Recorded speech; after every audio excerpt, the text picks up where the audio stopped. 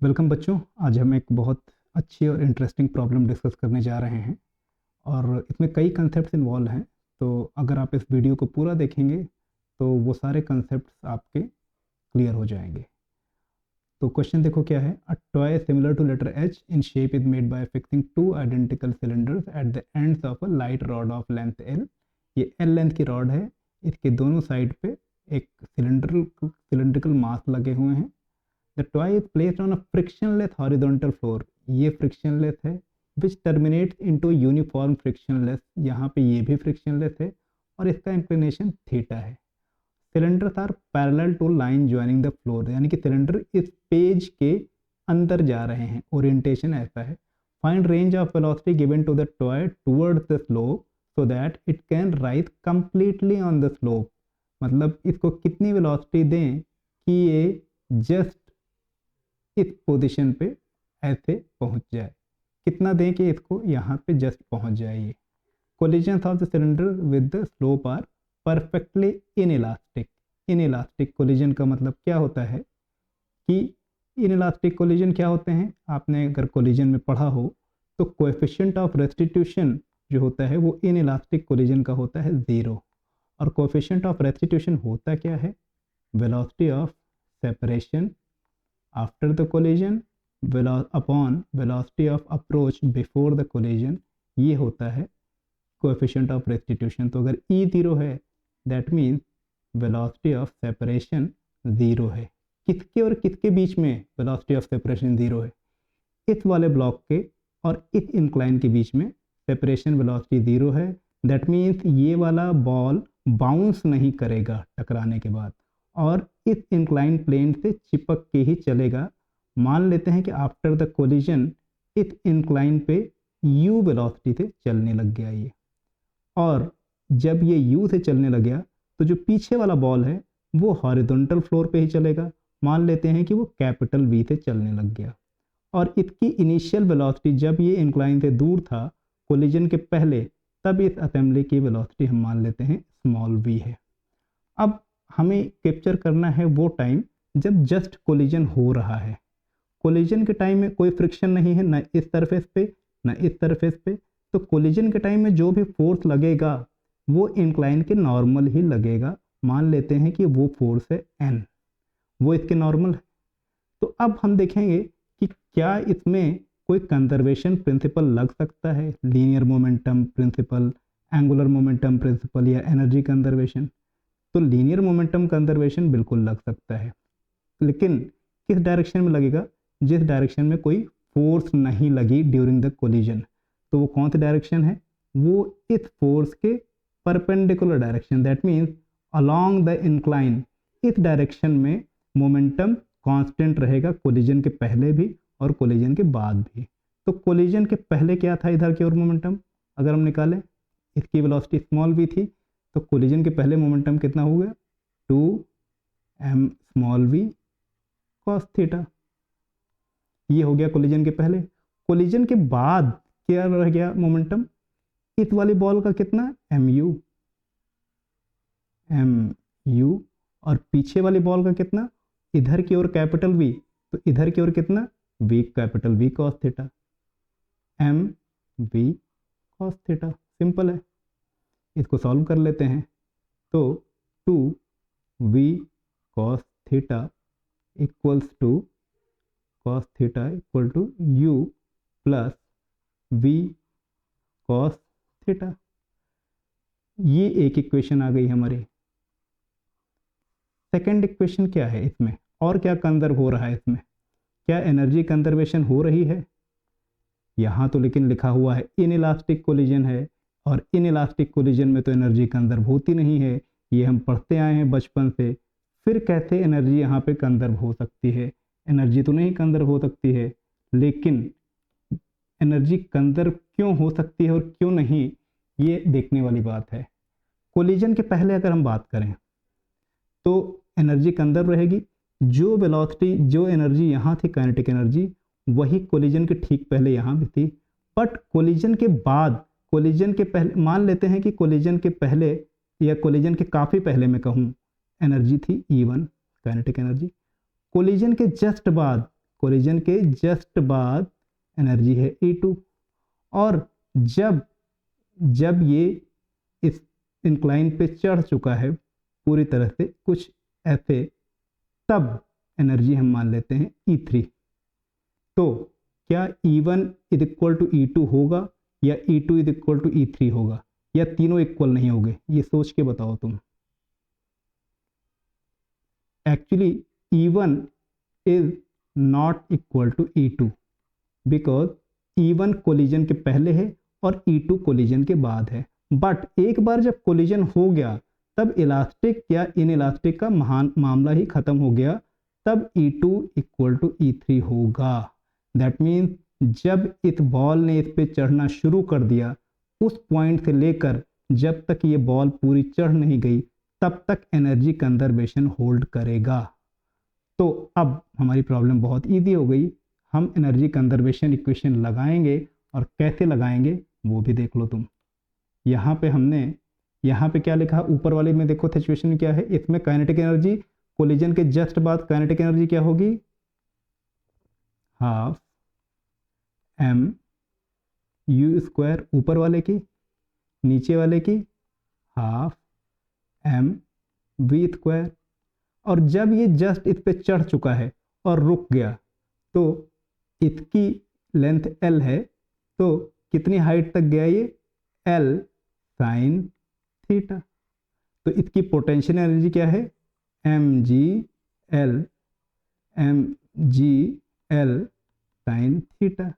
इसका मतलब u square plus v square equal to 2gl sine theta. ये हमें इंपॉर्टेंट इक्वेशन मिल गई, सेकंड इक्वेशन। तो just a minute, 2gl sine theta, ये हो गई हमारी सेकंड इक्वेशन जो कि एनर्जी कंजर्वेशन से आई। अब दो इक्वेशन मिल गई, लेकिन एक इक्वेशन और चाहिए होगी। उसके लिए क्या करें, उस इक्वेशन को कहाँ से ले आएँ, तीसरी इक्वेशन भी हमें चाहिए। तो उसके लिए हमें थोड़ी सी ज्योमेट्री लगानी पड़ेगी। इसमें क्या ज्योमेट्री लगानी पड़ेगी, ये एक थोड़ा सा ट्रिकी कंसेप्ट है, ये बार बार यूज़ होगा, इसलिए इसको बहुत ध्यान से सुनना। इसके लिए आपको ये करना होगा कि मैं एक मिनट इस डायग्राम को पहले यहाँ ले लेता हूँ, फिर इसको हम समझेंगे।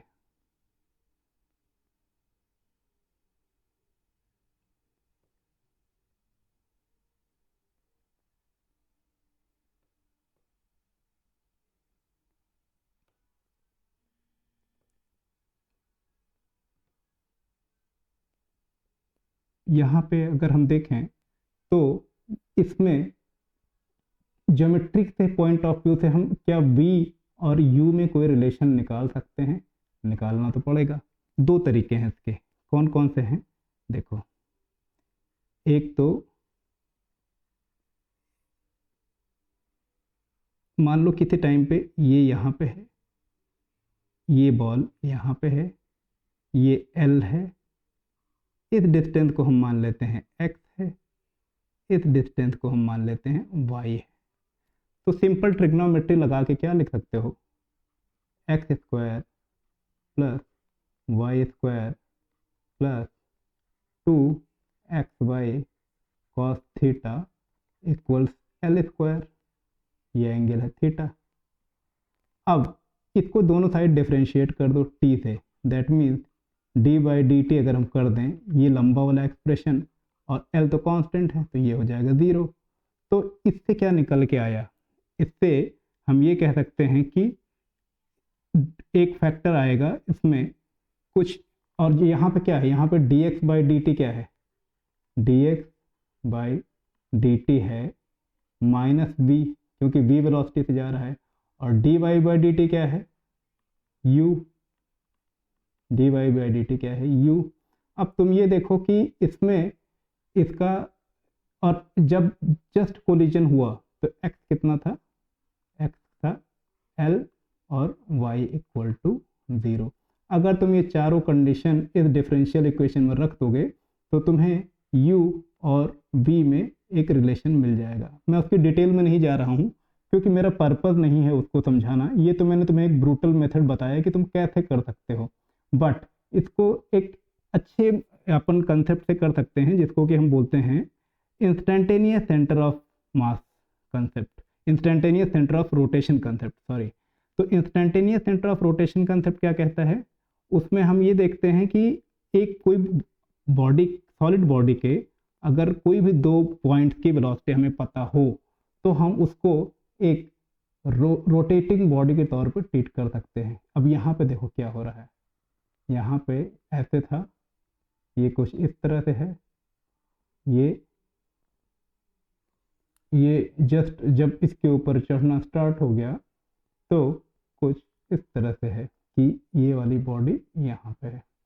अब तुम ये देखो कि ये रॉड है, ये जा रहा है इधर और ये जा रहा है इधर, तो इनका इंस्टेंटेनियस सेंटर ऑफ रोटेशन इधर कहीं होगा, ये इसके परपेंडिकुलर, ये इसके परपेंडिकुलर, तो यहाँ कहीं पी पॉइंट ये है इंस्टेंटेनियस सेंटर ऑफ रोटेशन। तो इसको अगर हम मान लें R1, इसको हम मान लें R2 और इसको ओमेगा एंगुलर वेलोसिटी से पूरा रॉड रोटेट करता हुआ मान लें, तो भी एनालिसिस सेम रहेगी। तो हम लिख सकते हैं V equal to R1 omega और U equal to R2 omega. अब इस ट्रायंगल में देखो क्या है, ये एंगल भी होगा थीटा, क्योंकि ये एंगल थीटा है, तो R2 cos theta equal to R1। यहाँ इसको तुम रख दो इसमें, तो V अपॉन U क्या है, R1 upon R2, which is equal to R1 upon R2 क्या है, cos थीटा। दैट मीन्स हमें जो रिलेशन चाहिए थी वो कितनी ईजिली मिल गई, V is equal to U cos theta. ये कितना ईजिली मिल गया, जबकि हमने instantaneous centre of rotation concept use किया।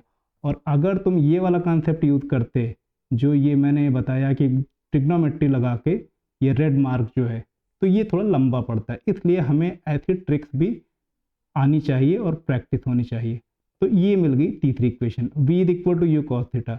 अब तुम सिंपली ये तीन इक्वेशन मिल गई, ये इसमें रख दो, तीन इक्वेशन मिल गई और तीन अननोन है, तो डेफिनेटली हम इसका आंसर निकाल सकते हैं। कैसे निकालेंगे, V is equal to U cos theta है, इसको उठा के यहाँ पे रख दो, तो क्या आंसर आ जाएगा, U स्क्वायर,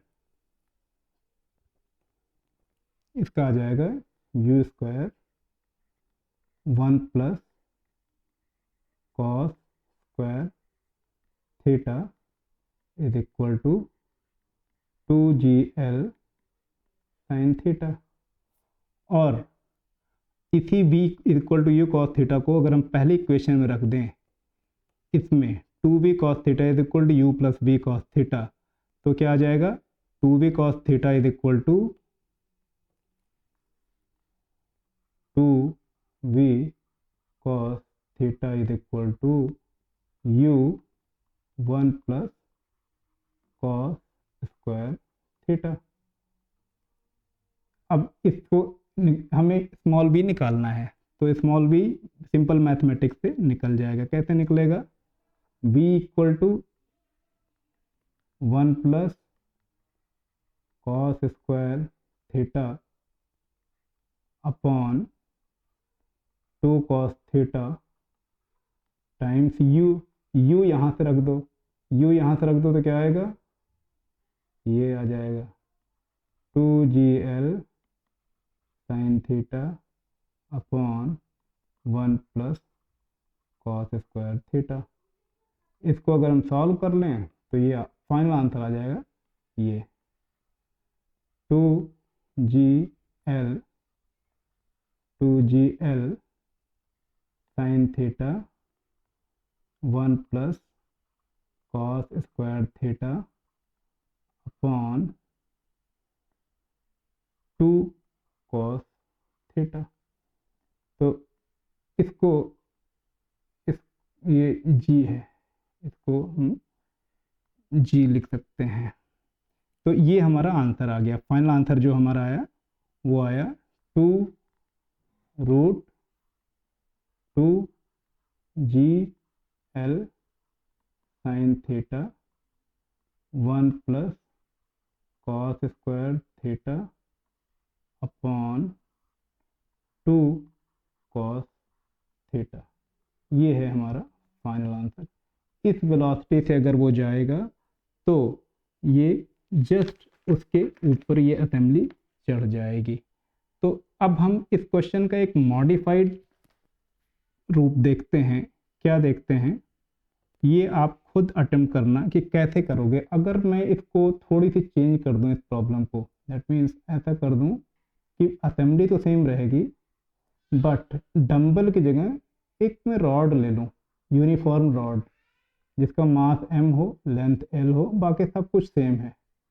और इसको मैं कितनी वेलोसिटी से इधर फेंकूं कि ये रॉड जस्ट इस पे जाके यहाँ पे चढ़ जाए। all the collisions may be assumed to be inelastic। सारे कोलिजन को हम इनइलास्टिक मान लें। तो ये एक अच्छा क्वेश्चन होगा, इसको भी आप अटेम्प्ट करो कि क्या होगा इसमें इनइलास्टिक कोलिजन के केस में। तो इसी के साथ now I and this video and I hope that any questions, any queries, any doubts you have, you will mention it in comment box. Thank you.